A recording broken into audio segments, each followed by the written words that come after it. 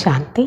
இன்றைய முரளியில் பாபா நமக்கு முக்கியமாக சொல்கிறாங்க, உங்களுக்கு அமைதி வேணும்னா அஷரீரியாக ஆகுங்க. இந்த தேக உணர்வில் வரதுனால தான் உங்களோட அமைதி போயிடுது. ஆத்ம அபிமானியாக இருந்தீங்கன்னா, உங்கள் சுய தர்மத்தில் நிலச்சிருந்தீங்கன்னா அமைதியாக இருக்க முடியுங்கிற. மேலும் பாபா சொல்கிறாங்க, எதை சரியான நினைவு, கரெக்டான நினைவுன்னு எதை சொல்ல முடியும் அப்படின்னா, வெறும் பாபாவை மட்டும் நினைக்கிறது, பரமாத்மாவை நினைக்கிறது, அதை சரியான நினைவு செய்கிறதுன்னு சொல்ல முடியாது. பாபா அதனால தான் சொல்கிறாங்க, தன்னை ஆத்மா என்று உணர்ந்து கொண்டு அப்புறம் தந்தையான என்னை நினைவு செய்யுங்க. இதுதான் சரியான நினைவுங்கிற. ஏன்னா பக்தியிலே நம்ம கடவுளை நினச்சிருக்கோம், இங்கேயும் நினைக்கிறோம், அவரை புரிஞ்சுக்கிட்டு நினைக்கிறோம். ஆனால் பாபா சொல்கிறாரு, உங்களை நீங்கள் முதல்ல புரிஞ்சுக்கிட்டு ஆத்ம உணர்வுலேருந்து என்னை நினைக்கிறது தான் சரியான நினைவுங்கிறார். மேலும் பாபா சொல்கிறாங்க, நினைவு செய்யும்போது எந்த விஷயத்தில் கவனம் வைக்கணும் அதையும் சொல்கிறார் பாபா. எந்த ஒரு தேகத்தை பற்றிய நினைவும் உங்களுக்கு வரக்கூடாது, இந்த விஷயத்தில் கவனம் இருக்கணுங்கிறார். அப்படி நினைவு சக்திசாலியாக இருக்கணும்னா அதுக்கு ஞானத்தோட போதை இருக்கணுங்கிறார். பாபா நம்மளை எவ்வளோ உயர்ந்தவராக ஆக்குறார், முழு உலகத்துக்கும் எஜமானனா என்ன ஆக்குறார். அந்த உலகத்தில் எந்த விதமான எல்லைகளும் கிடையாது. முழு பூமியும் வானமும் கடலும் நம்மளோடது. இந்த உலகத்து மாதிரி எந்த பார்டர், இதை தாண்டி வரக்கூடாதுன்னெலாம் யாரும் சொல்ல மாட்டாங்க. அப்போ அப்படி முழு உலகத்தோட ராஜ்யத்தையும் அடைய வைக்கிறாரு. அதுக்கான போதை எவ்வளவு இருக்கணுங்கிற. அந்த போதையானது உங்களுக்கு இறங்கவே கூடாதுங்கிற. எப்படி மது அருந்துறவங்களுக்கு அந்த போதை குறையவே குறையாது, அதே போல தான் உங்களுக்கு இந்த போதை குறையவே கூடாதுங்கிற. மேலும் பாபா சொல்கிறார், இப்போ நீங்கள் எல்லா பாவ கர்மங்களையும் வென்றவர்களாக ஆகணும். அந்த ஒரு முயற்சி உங்களுக்கு எச்சரிக்கை இருக்கணுங்கிறார். எந்த பாவகர்மமும் ஏற்படக்கூடாதுன்னு. ஏன்னா நீங்கள் விகர்மத்தை வென்ற ராஜ்யத்திற்கு நீங்கள் போகிறீங்க. உங்களை எல்லா விதமான பாவமும் செய்ய வைக்கக்கூடிய ராவணன், அதனால தான் எதிரியாக அவரோட கொடும்பாவியை செய்து எரிக்கிறாங்க. ஆனால் யாருக்கும் தெரியறதில்ல ராவணன் யாருன்னு. மேலும் பாபா சொல்கிறாங்க, உலகத்தில் பெண்களுக்கு சொல்லி கொடுக்குறாங்க, உங்கள் பத்தி கணவர் தான் பரமேஸ்வர், எல்லாமே அவர் தான் அப்படின்னு. ஆனாலும் மனைவினால் அதை ஏற்றுக்கொள்ள முடியுதா? சரின்னு தலையாட்டி அந்த நேரத்தில் ஏற்றுக்கொள்கிறாங்க. ஆனாலும் அவங்க குருக்கள் கிட்ட போகிறாங்க, கோயிலுக்கு போய் தேவதைகளை வழிபாடு செய்கிறாங்க தானே. அப்போ கணவன் கூட என்ன சொல்கிறாரா, எதுக்கு அயோத்திக்கு போகணும், ராமர் அங்கே போய் வழிபாடு செய்யணும், வீட்டிலே நான் ராமரோட சிலையை வாங்கி தரேங்கிறார். ஆனாலும் அவங்க கோவிலுக்கு போகிறாங்க.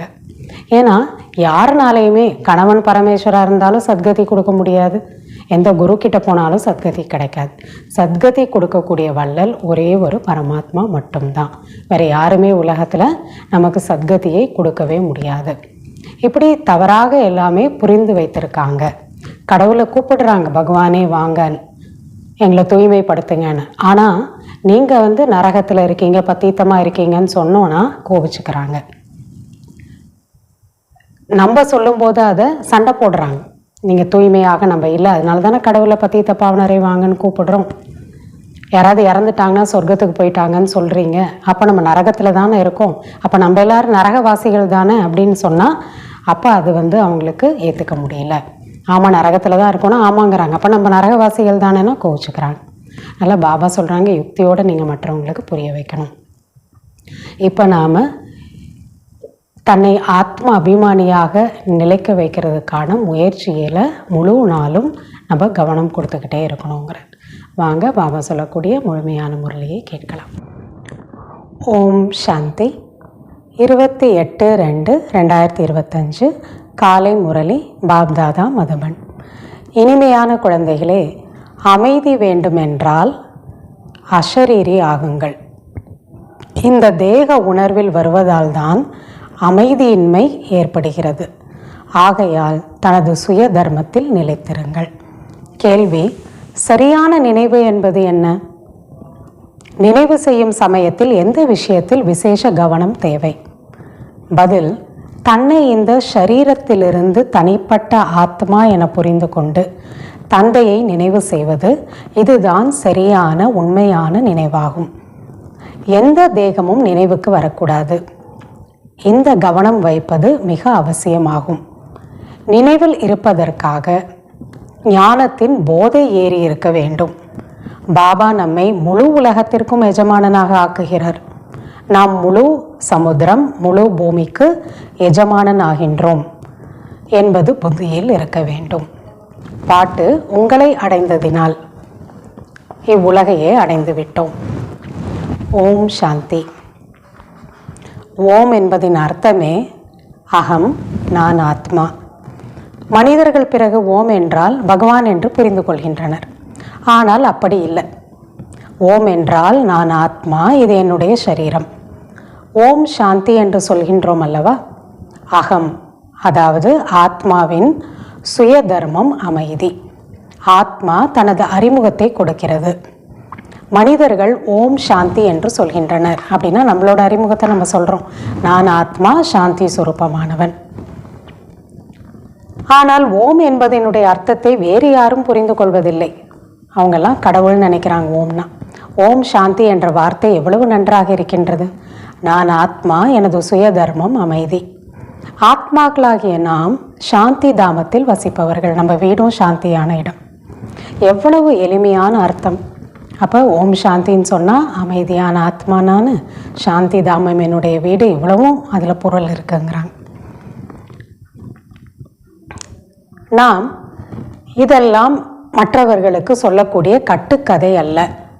இதெல்லாம் கதை கிடையாது, உண்மை. இந்த சமயத்தில் உள்ள மனிதர்களுக்கு இப்பொழுது புதிய உலகமாக உள்ளதா அல்லது இது பழைய உலகமாக உள்ளதா என்பது கூட தெரியாது. ஏன்னா இந்த உலகத்தை என்ன நினைக்கிறாங்க, ரொம்ப மாடர்ன் வேர்ல்டு, புதிய உலகம் நினைக்கிறாங்க. ஆனால் அப்படி கிடையாதுன்னு நமக்கு தெரியுது. ரொம்ப ரொம்ப பழைய உலகம், ரொம்ப பழசு. அதுவும் இன்னும் ரொம்ப கடைசி நிலையில் இருக்குது. பாபா தான் இட்டு போன உலகம்னு சொல்கிறார். அது என்ன நிலையில் இருக்குது, ஜடஜடி பூத் அவஸ்தாங்கிறார். இப்போ ரொம்ப பழைய உலகங்கிறது அவங்களுக்கு இதெல்லாம் தெரியறது இல்லைங்கிறார். புதிய உலகம் பிறகு எப்பொழுது உண்டாகிறது? பழையதிலிருந்து பிறகு புதிய உலகம் எவ்வாறு ஏற்படுகிறது என்பதெல்லாம் யாரும் அறிவதில்லை. உலகம் எப்பொழுதும் புதியதாக இருக்கும். மேலும் பிறகு பழையதாக எப்படி ஆகிறது என்று யாரிடம் வேண்டுமானாலும் கேட்டு பார்க்கலாம். ஆனால் யாருமே சொல்ல முடியாது, பதில் சொல்ல முடியாது. புதுசாகவே இருக்க முடியுமா, பழசா? இப்பொழுது கலியுகம் பழைய உலகமாக இருக்கிறது, சத்யுகம் புதிய உலகம் என்று சொல்லப்படுகிறது. புதிய உலகம் பிறகு பழைய உலகமாக ஆவதற்கு எவ்வளவு வருடங்கள் ஆகிறது? 2500 வருஷம் ஆகுது. இதுவும் யாருக்கும் தெரியாது. மனிதர்களாக இருந்தும் இதை அறியவில்லை என்றால் விலங்குகளை விடவும் கீழானவர்கள் என்று சொல்லப்படுகிறது. ஒன்றுமே எதை பற்றிய ஞானமும் இல்லைன்னா அவங்களை என்ன சொல்கிறது அப்படிங்கிற. விலங்குகள் கூட தம்மை பற்றி எதுவும் சொல்வதில்லை. அது சொல்லுமா? அதுக்கு எதுவுமே தெரியாது, சொல்லவும் முடியாது. அதே போல தான் மனுஷங்களும் ஆயிட்டாங்கங்கிற. மனிதர்கள் நாங்கள் பத்தீத்தமானவர்கள், தூய்மையற்றவர்கள். ஓ பத்தீத்த பாவனரை வாருங்கள் என்றெல்லாம் சொல்கிறார்கள். நான் பத்தீத்த ஆயிட்டேன், ரொம்ப அழுக்காயிட்டேன், கடவுளே வாங்க என்னை தூய்மைப்படுத்துங்கன்னா கூப்பிடுறாங்க. ஆனால் அவரை பற்றியும் கொஞ்சமும் தெரியாது. யாரை கூப்பிடுறோமோ அவரை பற்றியும் தெரியாது. பாவனம் என்ற வார்த்தை எவ்வளவு நன்றாக இருக்கிறது. பாவனமான உலகம் சொர்க்கம் புதிய உலகமாக இருக்கும். தேவதைகளின் சித்திரங்கள் கூட இருக்கின்றன இந்த உலகத்தில் வச்சுருக்காங்க. ஆனால் இந்த லக்ஷ்மி நாராயண் புதிய உலகத்தின் எஜமானர்கள் என்று யாருக்கும் தெரியாது. ஏற்கனவே வாழ்ந்துட்டு போனாங்க, திரும்ப வரப்போகிறாங்கன்னு தெரியாது. இந்த அனைத்து விஷயங்களும் எல்லைக்கு அப்பாற்பட்ட தந்தை வந்து குழந்தைகளுக்கு புரிய வைக்கிறார். சொர்க்கம் புதிய உலகம் என்று சொல்லப்படுகிறது. தேவதைகள் சொர்க்கவாசிகள் என்று கூறப்படுகின்றனர். இப்பொழுது பழைய உலகம் நரகமாக இருக்கின்றது. இங்கே மனிதர்கள்லாம் நரகவாசிகளாக இருக்கின்றனர். யாராவது இறந்தாலும் சொர்க்கவாசியாக ஆகிவிட்டார் என்று கூறுகின்றனர். அப்படியானால் இங்கே நரகவாசியாக தானே இருந்தார். இவ்வளவு நாளாக எங்கே இருந்தால் இப்போ சொர்க்கத்துக்கு போயிட்டார்னா நரகத்தில் தானே இருந்தார். கணக்கு போட்டு சொல்லியும் விடுகின்றனர். இது நரகம் என்பது மிக சரியாகவே இருக்கின்றது. ஆனால் நீங்கள் நரகவாசிகள் என்று சொன்னால் கோபித்து கொள்வார்கள். நரகத்தில் இருக்கோன்னா ஓகேம்பாங்க. ஆனால் நரகவாசிகள் நாம தானே எல்லாருமே அப்படின்னா ஏற்றுக்க மாட்டாங்க. கோபம் வருதுங்கிறார். பார்ப்பதற்கு மனிதர்களாக இருக்கின்றனர். மனிதர்களின் முகம்தான் ஆனால் இருக்கிறது. ஆனால் நடவடிக்கையெல்லாம் பாபா சொல்வார் மனுஷங்க போல இல்லை, குரங்கு போல இருக்குன்னு. ஆனால் லட்சணம் குரங்கு போல இருக்கிறது என்று தந்தை புரிய வைக்கிறார். இதுவும் கூட பாடல் பாடப்பட்டுள்ளது இல்லையா? பாட்டே அப்படியே இருக்கு. முகம் மனிதனை போல ஆனால் நடத்தை குரங்கை போலன்னு. இப்போ இதெல்லாம் பார்த்து தானே சொல்லியிருக்கிறாங்க. தாங்களே கோவில்களுக்கு சென்று தேவதைகளின் முன்னாடி பாடுகின்றனர். நீங்கள் அனைத்து குணங்களிலும் நிரம்பியவர். தன்னை குறித்து ஆனால் என்ன சொல்கிறார்கள்? தேவதைகளை பற்றி என்ன சொல்கிறாங்க? நீங்கள் எல்லா குணமும் நிறைஞ்சவங்க. ஆனால் தன்னை பற்றி என்ன சொல்கிறாங்க? நாங்கள் பாவிகள், ரொம்ப கீழானவர்கள். ஆனால் நீங்கள் விகாரி என்று நேரடியாக சொன்னீர்கள் என்றால் கோபித்துக் கொள்வார்கள். அவங்க தன்னை சொல்லிப்பாங்க, கடவுளே நான் ரொம்ப கீழானவன் பாவின்னு.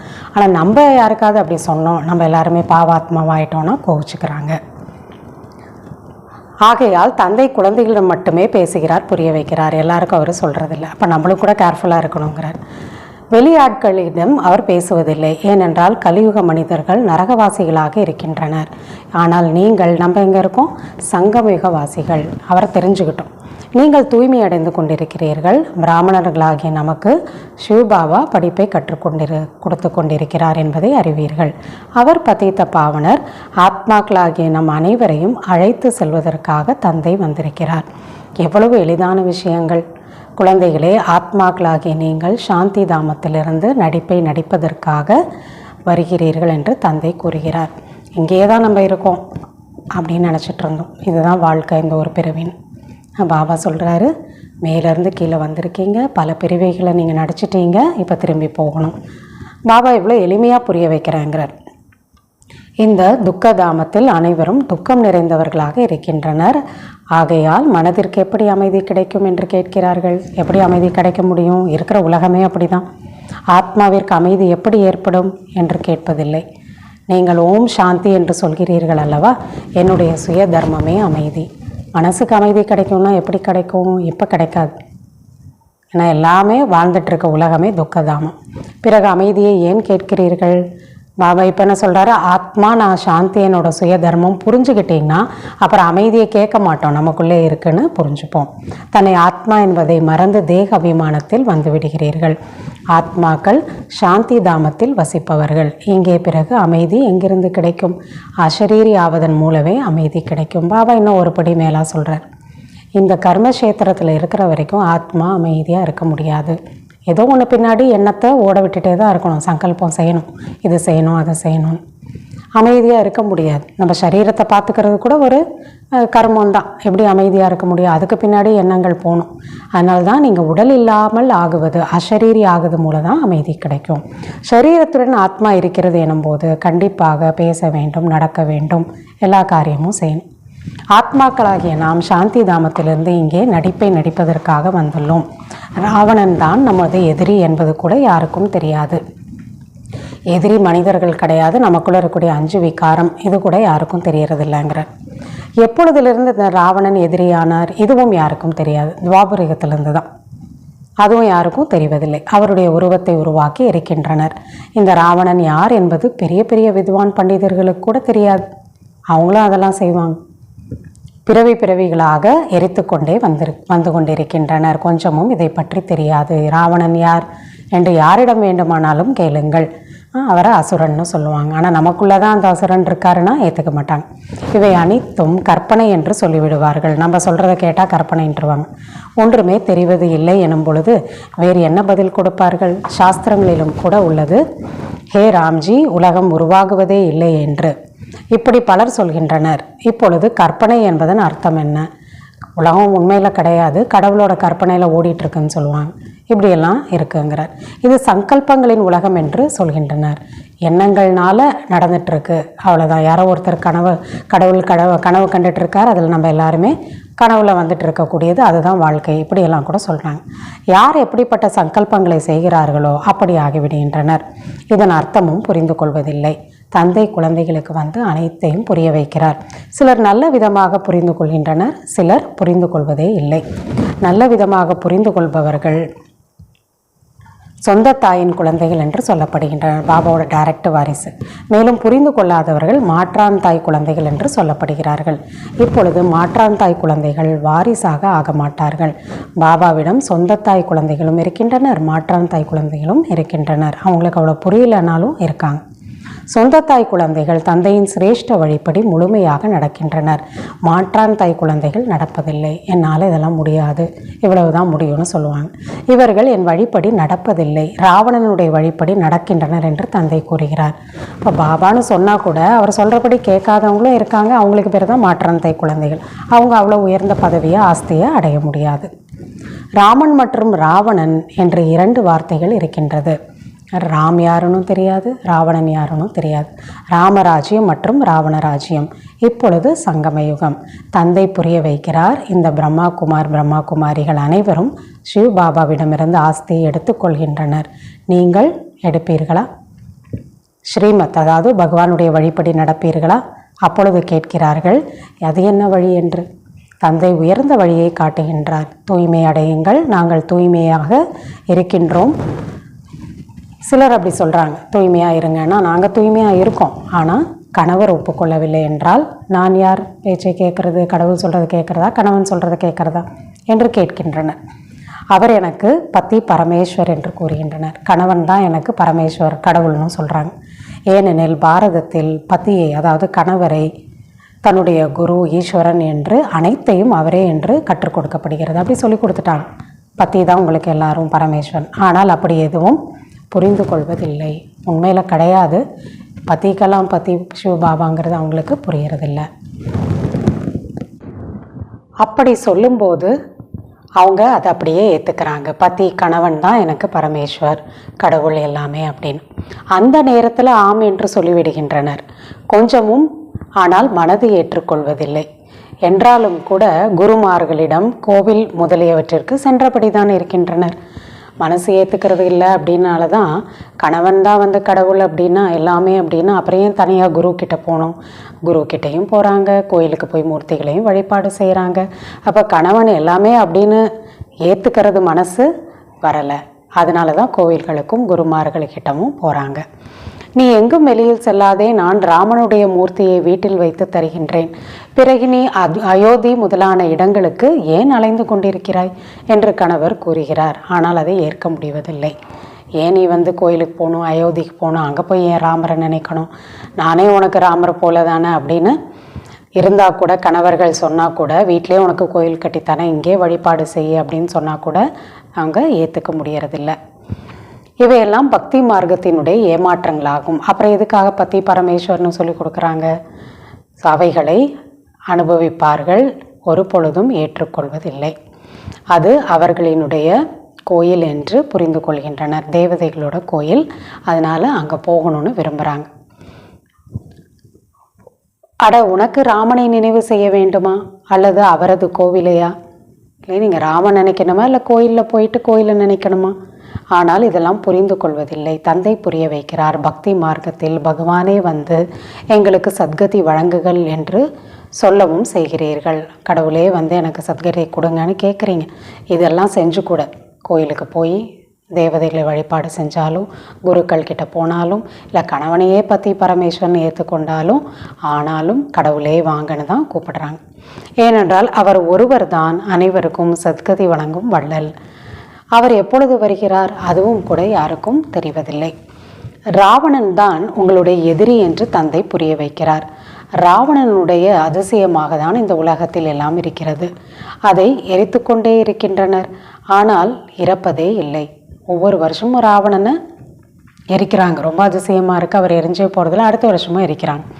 ராவணன் என்பது என்ன என்பது யாருக்குமே தெரியாது. நமக்கு எல்லைக்கு அப்பாற்பட்ட தந்தையிடமிருந்து ஆஸ்தி கிடைக்கிறது என்பதை இப்பொழுது குழந்தைகளாகி நீங்கள் தான் அறிவீர்கள். சிவ ஜெயந்தியை கொண்டாடுகின்றனர், ஆனால் சிவனை யாருக்கும் தெரியாது. அரசாங்கத்திற்கு கூட நீங்கள் புரிய வைக்கிறீர்கள். சிவன் தான் பகவான் ஆவார். அவர்தான் ஒவ்வொரு கல்பமும் வந்து பாரதத்தை நரகத்திலிருந்து சொர்க்கமாக, நம்மை பிச்சைக்காரர்களிலிருந்து இளவரசர்களாக மாற்றுகிறார். தூய்மையற்றவர்களை தூய்மையாக ஆக்குகிறார். அவரே அனைவருக்கும் சத்கதி வழங்கும் வள்ளலாக இருக்கின்றார். இந்த நேரத்தில் அனைத்து மனிதர்களுமே எங்கே இருக்கின்றனர் அப்படின்னா, எல்லா ஆத்மாவும் கீழே வந்துட்டாங்க. கிறிஸ்துவின் ஆத்மா கூட ஏதோ ஒரு பிறவி எடுத்து இங்கு தான் இருக்கின்றார். அவர் அவருடைய தர்மத்தை படைச்சிட்டு அடுத்த பிறவி எடுத்து இதே உலகத்தில் தான் இருக்கார், மேலே போகல. யாரும் திரும்பி செல்ல இயலாது. இவர்கள் அனைவருக்கும் சத்கதி வழங்குபவர் ஒரே ஒரு வள்ளல், உயர்ந்த தந்தை தான். அவர் வருவது பாரதத்தில் தான். உண்மையில் சத்கதியை வழங்குபவரை தானே பக்தி செய்ய வேண்டும். அந்த நிராகார தந்தை இங்கே இல்லை. அவரை எப்பொழுதும் மேலே இருப்பதாக புரிந்து கொண்டுதான் நினைவு செய்கின்றனர். அவர் இங்கே வரதே இல்லை அப்படின்னு நினச்சிக்கிறாங்க, மேலே தான் வர நினைக்கிறாங்க. கிருஷ்ணரை மேலே இருப்பதாக புரிந்து கொள்வதில்லை. மற்ற அனைவரையும் இங்கே கீழே நினைவு செய்கின்றனர். கோயிலில் வச்சு பூஜை செய்கிறாங்க. ஆனால் கடவுளே ஈஸ்வரான மேலே பார்க்குறாங்க. உங்களுடையது சரியான நினைவாகும். நீங்கள் தன்னை இந்த தேகத்திலிருந்து தனிப்பட்ட ஆத்மா என்று புரிந்து கொண்டு தந்தையை நினைவு செய்கிறீர்கள்.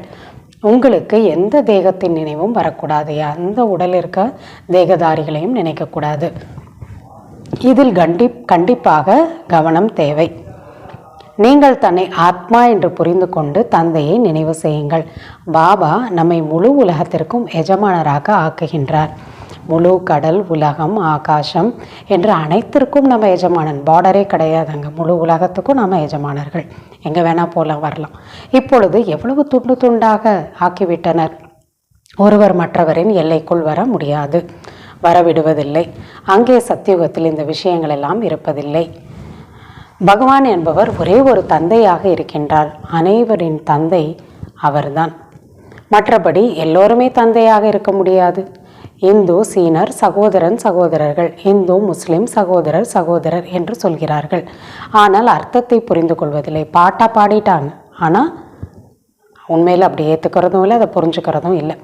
இந்து முஸ்லீம் சகோதரி என்று ஒரு பொழுதும் சொல்வதில்லை. எல்லோரையுமே பிரதர்ஸ்ன்னு தான் சொல்கிறாங்க. அர்த்தம் என்ன? எல்லாரும் ஆத்மான்னு அர்த்தம். ஆனால் அர்த்தம் எல்லாம் புரியறதில்லை. ஆத்மாக்கள் ஒருவருக்கொருவர் அனைவரும் சகோதரர்களாக இருக்கின்றனர். ஆனால் இந்த விஷயமெல்லாம் அவர்கள் புரிந்திருக்கவில்லை. சாஸ்திரங்கள் முதலியவை கேட்டு சத்தியம் என்று சொல்லப்படி இருக்கின்றனர். எதை கேட்டாலும் ஆமாம் அப்படின்னு தலையாட்டிட்டாங்க. சத்தியம்தான் அப்படின்னு சொல்லிட்டாங்க. அர்த்தம் எதுவும் உணர்வதில்லை. உண்மையில் அசத்தியம் அனைத்தும் பொய்யானதாக இருக்கின்றது. சத்தியமான கண்டத்தில் உண்மையே பேசுவர். இங்கே பொய்யாக இருக்கின்றது. இங்கே எல்லாத்திலையும் பக்தியிலையும் பொய்யா இருக்குது, கதைகளாக இருக்குது. நீங்கள் சொல்வது பொய் என்று யாரிடமாவது சொன்னால் கோபித்து கொள்வார்கள். நீங்கள் உண்மையை சொன்னீர்கள் என்றாலும் சிலர் நிந்தனை செய்ய தொடங்கி விடுவார்கள். உங்களை திட்ட ஆரம்பிச்சிருவாங்க. நம்ம சொல்லக்கூடிய விஷயங்கள்லாம் நாம் சொல்கிறது தான் பொய்ன்னு சொல்லி திட்ட ஆரம்பிச்சிருவாங்க. இப்பொழுது தந்தையை பிராமணர்களாகிய நீங்கள் தான் தெரிந்து கொண்டிருக்கிறீர்கள். குழந்தைகளாகிய நீங்கள் தெய்வீக குணங்களை தாரணை செய்கிறீர்கள். இப்பொழுது 5 தத்துவங்களும் கூட தமோ பிரதானமாக இருக்கின்றது என்பதை நீங்கள் அறிவீர்கள். இன்றைய நாட்களில் மனிதர்கள் பூதங்களுக்கு கூட பூஜை செய்கின்றனர். பூதங்களின் நினைவு தான் இருக்கின்றது. ஆனால் 5 தத்துவத்தை பூஜை செய்கிறாங்க இல்லையா? காற்றுனா அதை வாயு பகவான் சொல்கிறாங்க, அக்னி பகவான்னு சொல்கிறாங்க. அப்படி பூதங்களை வழி செய்கிறாங்க. தன்னை ஆத்மா என புரிந்து கொண்டு என்னை மட்டும் நினைவு செய்யுங்கள் என்று தான் தந்தை கூறுகிறார். பூதங்களை நினைவு செய்யாதீர்கள். இல்லற வாழ்க்கையில் இருந்தபடியே புத்தியின் தொடர்பை தந்தையுடன் வையுங்கள். இப்பொழுது ஆத்ம அபிமானியாக ஆக வேண்டும். எந்த அளவு தந்தையை நினைவு செய்கிறீர்களோ அந்த அளவு பாவ கர்மங்கள் அழியும். ஞானத்தின் 3ஆம் கண் என்பது உங்களுக்கு இருக்கிறது. இப்பொழுது நீங்கள் விகர்மாஜீத், அதாவது எல்லா பாவ கர்மங்களையும் வென்றவர்களாக ஆக வேண்டும். பாவமே செய்யாதவர்களாக ஆக வேண்டும். அது விகர்மாஜீத் காலம். இது சத்தியுகம். இது விகர்மங்களினுடைய காலம். நீங்கள் யோக பலத்தின் மூலம் விகர்மங்களின் மீது வெற்றி அடைகிறீர்கள். பாரதத்தின் யோகம் புகழ் வாய்ந்ததாக இருக்கின்றது. மனிதர்களுக்கு இதெல்லாம் தெரியாது. சன்னியாசிகள் வெளிநாடுகளுக்கெல்லாம் சென்று நாங்கள் பாரதத்தின் யோகத்தை கற்றுக் கொடுக்க வந்திருக்கின்றோம் என்று கூறுகின்றனர். ஆனால் இவர்களெல்லாம் ஹட்டயோகிகள் என்று அவர்களுக்கு தெரியாது. அவர்கள் ராஜயோகத்தை கற்றுத்தர முடியாது. நீங்கள் தான் ராஜ ரிஷிகளாவீர்கள். அவர்கள் எல்லைக்குட்பட்ட சன்னியாசிகள், நீங்கள் எல்லையற்ற சன்னியாசிகள். இரவு பகலுக்கான வித்தியாசம் இருக்கின்றது ஹடயோகிகளுக்கும் ராஜயோகிகளுக்கும். பிராமணர்களாகிய உங்களை தவிர வேறு யாருமே ராஜயோகத்தை கற்றுத்தர முடியாது. இவையெல்லாம் புதிய விஷயங்கள் ஆகும். புதியவர்கள் யாரும் இதை புரிந்து கொள்ளவும் முடியாது. ஆகையால் புதியவர்கள் யாரும் அனுமதிக்கப்படுவதில்லை ஏன்னா பாபாவை சந்திக்கிறதுக்கு, மதுபனுக்கு வர்றதுக்கு. இது இந்திர சபையாக இருக்கிறது அல்லவா? இந்த சமயம் அனைவரும் கல் புத்தி உடையவர்களாக இருக்கின்றார்கள் இல்லையா? அப்படின்னா அசுரர்கள் அங்கே போனால் கல்லாயிடுவாங்க. கல் புத்தியாக இருக்கனால ஞானம் தெரியாமல் அங்கே எல்லாரையும் கூட்டிகிட்டு போக முடியாது. சத்தியுகத்தில் தங்க புத்தி உடையவர்களாக நீங்கள் இருக்கிறீர்கள்.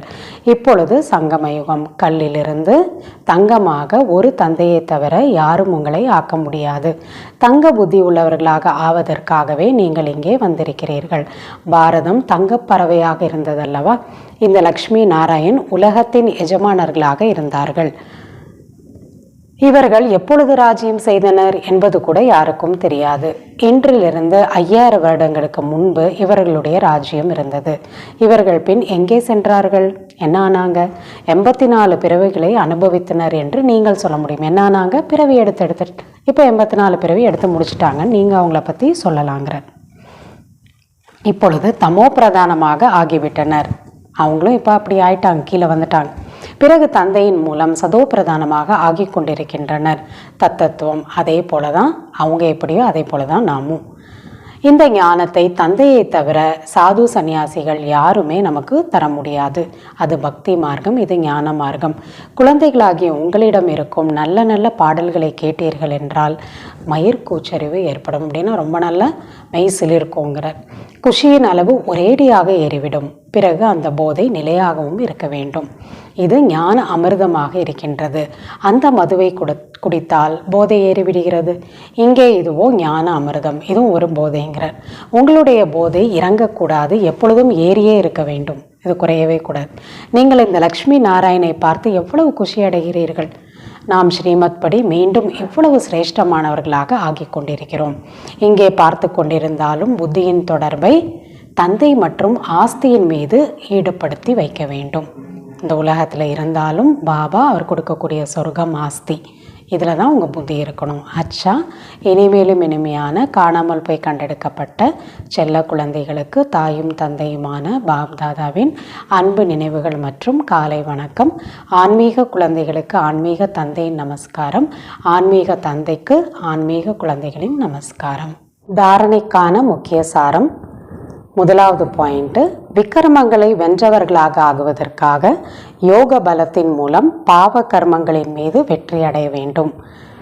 இங்கே பார்த்தபடி இருந்தாலும் புத்தியின் தொடர்பு தந்தை மற்றும் ஆஸ்தியின் மீது தான் ஈடுபட்டிருக்க வேண்டும். இரண்டாவது பாயிண்ட், தந்தையின் ஆஸ்தியின் மீது முழுமையான அதிகாரத்தை அடைவதற்கு சொந்த தாய் குழந்தையாக ஆக வேண்டும். ஒரு தந்தையின் ஸ்ரீமத் படிதான் நடக்க வேண்டும். தந்தை புரிய வைப்பதை தானும் புரிந்து கொண்டு பிறருக்கும் புரிய வைக்க வேண்டும். வரதானம், தெய்வீக புத்தி என்ற கிஃப்ட் மூலம் 3 லோகங்களுக்கும் பயணம் செய்யக்கூடிய சகஜ யோகி ஆக வேண்டும். சங்கமயுகத்தில் அனைத்து குழந்தைகளுக்கும் தெய்வீக புத்தி என்ற கிஃப்ட் கிடைத்துள்ளது. இந்த அதிசயமான கிஃப்ட், அதாவது பரிசு மூலம் 3 உலகங்களுக்கும் எங்கு செல்ல வேண்டுமோ அங்கு சென்று விட முடியும். நினச்ச உடனே புத்தி மூலமாக நாங்கள் போயிடலாம். நான் இப்போ பரம்தாமில் இருக்கேன்னா அங்கே போயிடலாம். சூக்ஷ்மவதனத்தில் இருக்கேன்னா புத்தி மூலமாக அங்கே போயிடலாம். நினைவு என்ற சுவிட்சை ஆன் செய்தால் போதும், வினாடியில் சென்றடைந்து விடுவீர்கள். மற்றும் எவ்வளவு நேரம் எந்த உலகத்தின் அனுபவம் செய்ய விரும்புகிறீர்களோ அவ்வளவு நேரம் அங்கு நிலைத்திருக்க முடியும். இந்த கிஃப்ட் பயன்படுத்துவதற்கு அமிர்த வேலையின் கவனமாக இருந்து நினைவு என்ற சுவிட்சை யதார்த்த முறையில் செட் செய்யுங்கள். புத்தி இந்த உலகத்திலேருந்து என்ன பண்ணிடணும்? ஆஃப். எங்கே ஆன் பண்ணிடணும்? பரம்தாம், சூக்ஷ்மலோகம், எங்கே விரும்புகிறீங்களோ அங்கே போக முடியும். அப்போ அமிர்த வேலையில் அந்த ப்ராக்டிஸ் பண்ணாதான் முழு நாளும் செய்ய முடியும். அதிகாரத்துடன் இந்த கிஃப்டை காரியத்தில் பயன்படுத்தும் போது சகஜ யோகி ஆகிவிடுகிறீர்கள். கடின உழைப்பு என்பது முடிந்துவிடும். எதையுமே கஷ்டப்பட்டு செய்யணுங்கிற அவசியம் இல்லை. ஸ்லோகன், மனதை சதா மகிழ்ச்சியாக வைத்துக்கொள்வது இதுதான் வாழ்க்கை வாழும் கலையாகும். வாழ்க்கையோட முக்கியமான விஷயமே மனசை எப்பயும் மகிழ்ச்சியாக வச்சுக்கிறது. ஓம் சாந்தி.